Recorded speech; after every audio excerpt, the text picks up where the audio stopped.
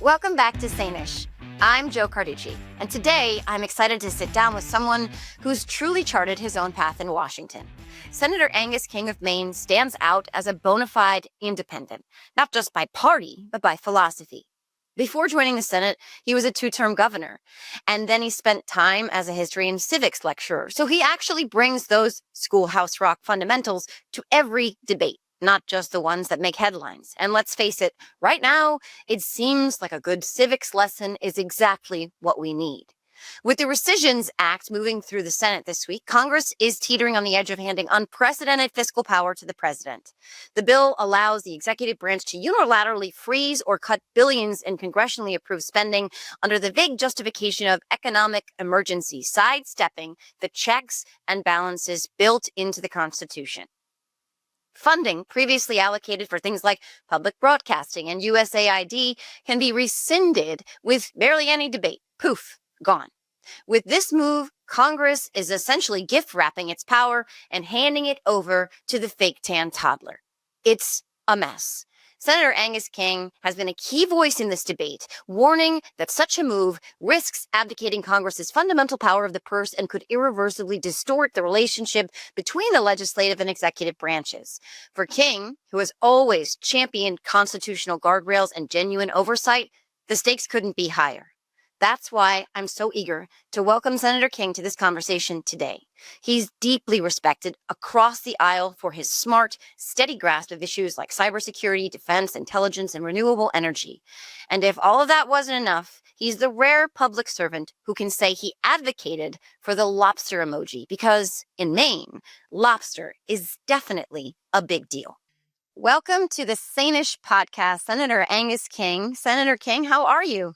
I'm terrific, thank you. I'm doing great, except I'm pretty down about what's going on here in Washington. It's serious, Joe, and I'm worried about the country.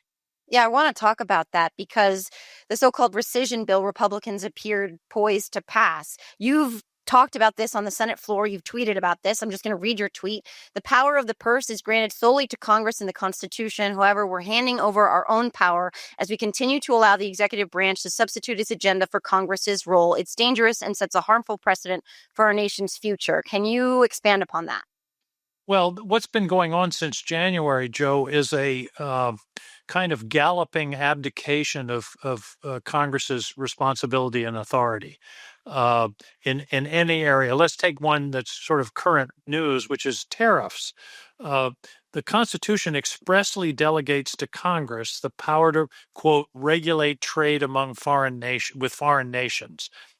That power was delegated to the president years ago to use in an emergency unilaterally. The problem is this president defines anything he wants as an emergency. For example, tariffs with Canada. I can tell you, we live on the Canadian border in Maine. There's no emergency with Canada. Or a 50% tariff on Brazil because he's mad at the way the government is treating the former president. That's not an emergency. And the problem is, my Republican colleagues are just refusing to see this and to draw the line and say, wait a minute, that's what Congress is supposed to do. The reason, Joe, that this is so serious is not necessarily any particular issue like the tariffs or the budget. It's the collapsing of the constitutional structure, the separation of powers that is there to defend our liberty. The framers were very conscious of not wanting all power in one set of hands.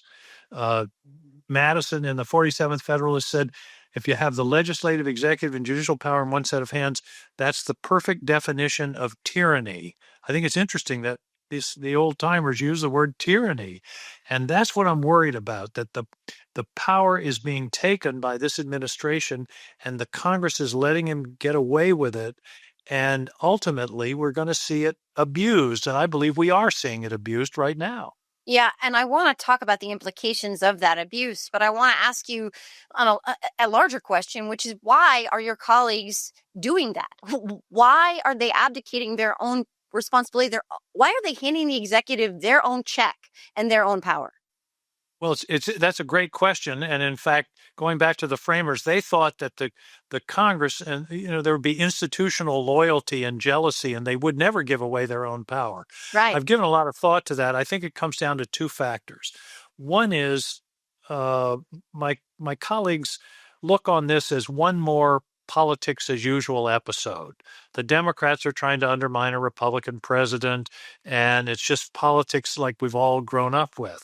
They refuse to understand or appreciate how qualitatively different this moment is than any place we've been before. For example, they tell me, well, Biden tried to forgive student loans and that wasn't constitutional. Well, Biden trying to forgive student loans compared with what's going on now is like jaywalking compared with a bank robbery. I mean, there's no comparison. The second reason, of course, is fear of Trump, fear of a Republican primary where he can back your opponent, your MAGA opponent, and you're probably a dead duck. I mean, ask Tom Tillis or Jeff Flake or Liz Cheney or Bob Corker. I mean, he can take you out, and so it's a combination of convincing yourself this isn't really any big deal, and the appreciation for the power that Donald Trump has over the Republican base. Yeah, and one of your colleagues, Lisa Murkowski, ahead of the Reconciliation Bill, she talked about physical fear, physical threats that she Yeah. felt as a senator who has often stood up against some of Donald Trump's agenda. And so it's both political and real, visceral, personal Well, danger. physical threats against members of Congress and their family have gone up 4 or 5 times in the last 2 or 3 years, Yeah. and it is something that you got to think about. So before we get into, I want to touch on two things. I do want to touch on what they call the big beautiful bill. I have more expletives with the letters B to describe that. But before we do that, this rescissions package, in particular, you've talked about what it does to PBS, NPR, and USAID, and I want to just talk about that if we can, because these are significant and damaging cuts that they are saying are under the guise of waste, fraud, and abuse. But can you just talk about why defunding those things is so massively detrimental to our country? Well, let's start with PBS and NPR, which basically they're the only media that we have in the country that isn't driven by advertising and ratings, and so they're able to deliver programming that wouldn't otherwise find a place on the commercial network. The best example, of course, is Sesame Street, Right. but also providing news that's not advocacy one way or the other. It's not Fox and it's not MSNBC, and so it's a and here's the thing, it is a significant cost to the American public, and the cost involved in terms of of what they're supposedly saving is just minuscule compared with the federal budget. I did a calculation. The ratio of the cost of Corporation for Public Broadcasting to the entire federal budget is the same ratio as 7 cents is to $10,000. So we're talking about a relatively small amount of money, and yet the return on that investment is very high in terms of public engagement, what they get from public broadcasting in a variety of ways. So to me, it's a fake. To say this is about saving money is nonsense. It's really about ideology. It's about these people don't like public broadcasting. They don't like the news hour because it's objective, and they want to control the media. And I think that's that.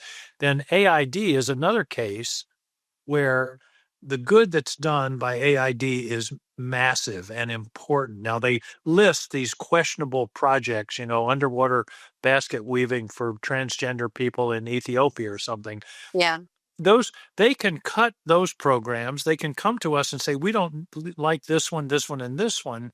But then you get PEPFAR, which is a vaccine against AIDS, which is estimated since 2005 has saved 14 million lives.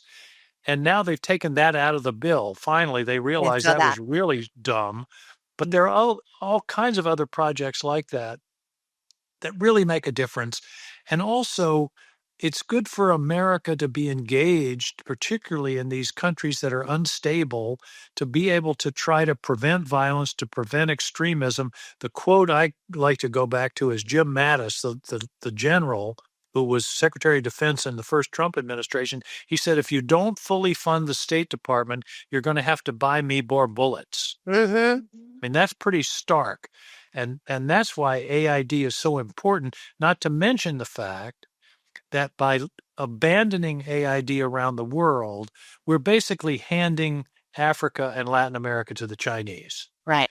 They are stepping in sometimes right into our shoes and taking over and developing relationships and reputation, frankly, with these countries that is not in our interest. We always talk, these guys come up here and talk about China as the pacing threat, and we've got to work against China. Well, and getting rid of AID is the greatest gift we could give to China these days. So it's bad policy, but it's also bad, and we can talk about this. It's one more usurpation of congressional power. These are programs that were funded by the Congress, voted on a bipartisan basis, and now the administration is coming in and saying, we're going to decide what to spend money on, and we want you Republicans to rubber stamp it. And that's what's going on right now. That really pisses me off. And it's not going to stop. Senator, and you're very hip to and wise to this. It's not going to stop with NPR, PBS, and USAID. It's going to go to other programs that have been appropriated by Congress. He's going to go with public education. He's going to go. I mean, they're already doing the soft walking FEMA, et cetera, et cetera. They're already sort of like defunding these things as we speak. Well, they've said Russell Vought, who's the head of OMB, who's one of the real, I think, malevolent forces behind this, he's already said there are going to be lots more rescissions. And what it does, I mean, why bother with a Congress and an appropriations process? Why spend days and hours having hearings and understanding what programs do and don't do and what the good ones are and what, it makes a mockery of the whole process here. I said yesterday on the floor, this is one more building block in the edifice of authoritarianism that's being built in front of our eyes. And this bill is not the whole thing, but reconciliation, the way they're handling the tariffs, the war power, all of those things basically are accumulating power in one set of hands. And people kidded me yesterday, but I said, look, I don't care whether this is Donald Trump or the Archangel Gabriel. It's dangerous to put all this power into one set of hands. And that's where we're headed. And that's what worries me about the bigger question that worries me about where the country's going. Yeah, and it's antithetical to our founding, like you have said. And I just want to very quickly pivot to the reconciliation bill that you mentioned a couple of times, because they will often say that this is in the interest of cutting waste, fraud, and abuse. Thune said that today or yesterday about the Rescission Bill, but they say that while the CBO estimate is saying that bill will add 2.8 trillion through 2034, and then 4 trillion after that. They're adding that much to our debt while saying that cutting these crucial programs is in the interest of cutting waste, fraud, and abuse. And you said about that bill, it is literally taking food out of the mouths of children to give tax breaks to millionaires. It's wrong and it's immoral. So, I mean, all of that, in addition to what they're doing and abdicating their own power and responsibility, I mean, this is a disaster. Well, I don't want to advise you on your business, but I'll give you a tip. Anytime a politician talks about waste, fraud, and abuse, what that really means is they don't want to talk about the real issue and trying to confront the debt crisis. That's an excuse. That's just something to dress up their argument. For example, they said they were cutting waste, fraud, and abuse in the Medicaid program under the reconciliation bill, and only going after people who shouldn't be on the rolls and work requirements and that kind of thing. I'm sorry, you don't cut $1 trillion out of the program and not knock people off the rolls. Everybody conceded it was going to knock something like 11.5 or 12 million people off the rolls. In Maine, 60,000 people are going to lose health care coverage. Those aren't all people that are fraudsters. There may be 5%. But here's what I've noticed, Joe, over the years.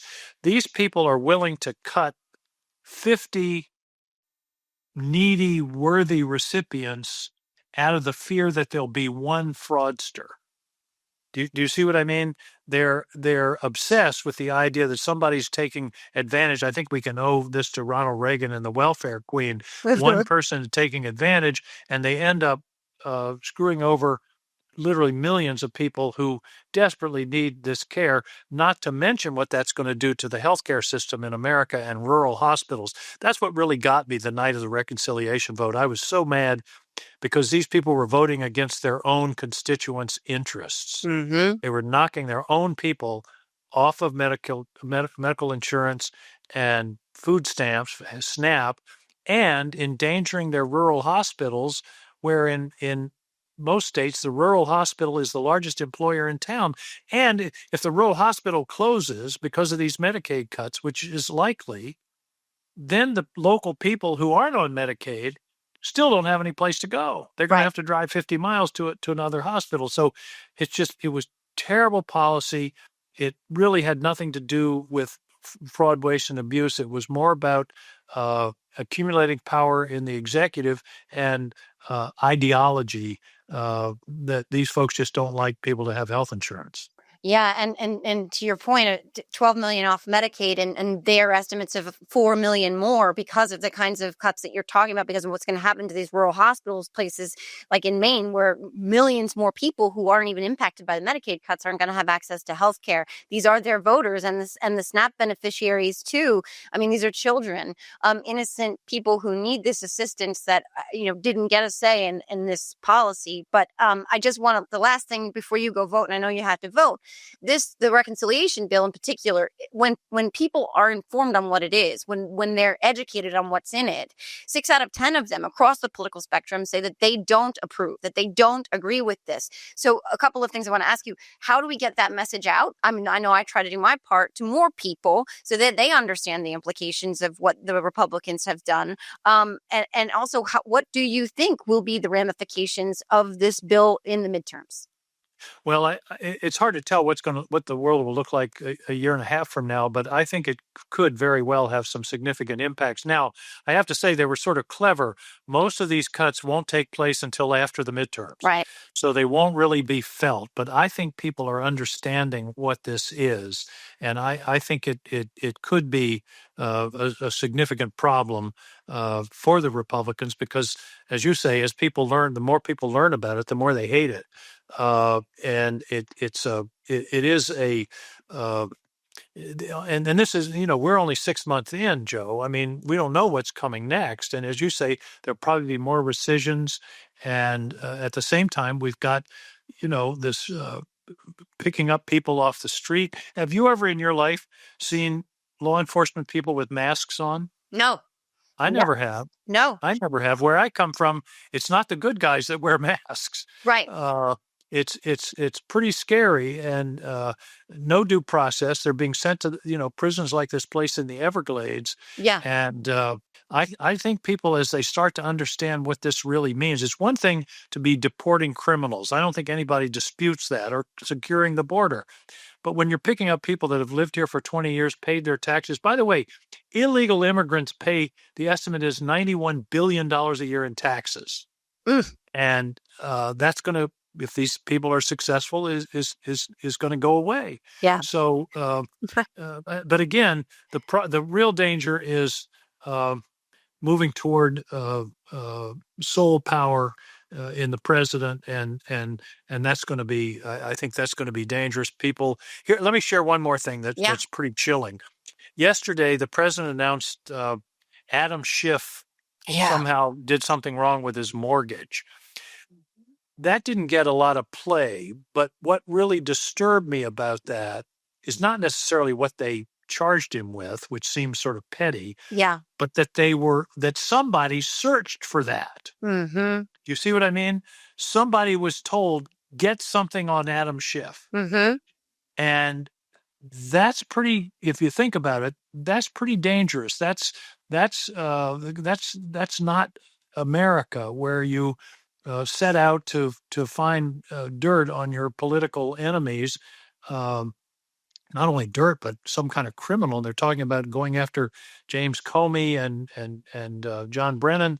Uh, that's not who we are. And the chilling fact to me was somebody spent some time and was instructed to spend time to find something they could stick on Adam Schiff. Mm-hmm. That's not America. No, and that he's using the levers of power to do that, and it's yet another thing, that another abuse where they push the line and move the chains so that people are like getting used to these abuses of power little by little. He also tweeted about revoking Rosie O'Donnell's citizenship. Right. Again, and this gets lost in the sensational stories about Epstein, which we still do need to talk about. But these little bites at our democracy, eventually they all add up where there's nothing left.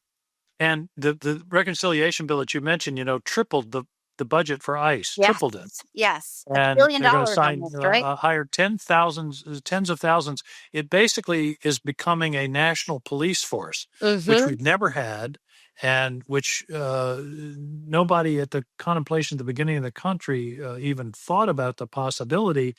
And well, here's an interesting, in the Constitution, you can't appropriate money for the Army for more than 2 years. Isn't that interesting? Yeah. Because they didn't want a permanent army because they realized what a danger that was to the Democratic Republic. Well, now we've got an army of what amount to police officers who are picking people off the street because of what they look like.